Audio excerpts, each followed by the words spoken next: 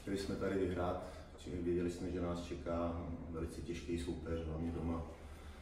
Taky hrajou výborně a první třetina, i když skončila 1-1, tak nebyla podle našich představ. Trošku jsem zvýšil hlas po první třetině, pak už ta hra měla nějaké parametry, které bychom chtěli prezentovat, ale na spoustu pověr nevěřím, ale věřím na jednu, že v momentě, kdy nějakým přístupem laxním urazíte toho hokejového boha, tak pak vám to samozřejmě nějakým způsobem vrátí a to my jsme udělali už minulý zápas a dneska první třetinu taky ten přístup byl velice špatný a teď prostě musíme hrát od poctivé práce a od poctivé dřiny v tréninku, tak v zápase, aby jsme ty výsledky překlopili na naší stranu.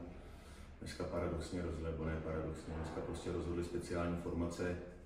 My jsme toho z přesilovky nedali, inkasovali jsme třetí a to rozhodlo. Domácí zaslouženě vyhráli. My sme mali výborný vstup do zápasu a bola tam energia a dobrý pohyb.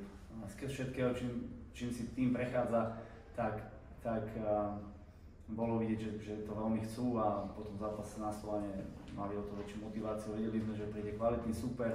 Hlavne nevyšiel zápas, v Poprade zápas sme pozerali, to vôbec nebol zápas na taký výsledok, takže sme to chlapcom dávali do hlav, že nebude to určite jednoduchý zápas. Čo ani nebol, super ukázal obrovské kvality technické a taktické. Ráve dneska sme to spravili na energii a na tej nejakej dobrej atmosfére a tí chalani si išli za tým. Tá prvá tretina, hovorím, že tam nám išla výborne. Potom sme už pokračovali v podstate celý zápas a chalani zvládli výborne záver zápasu a to, čo sme si povedali, to dodržali a verím, že to tak pôjde ďalej.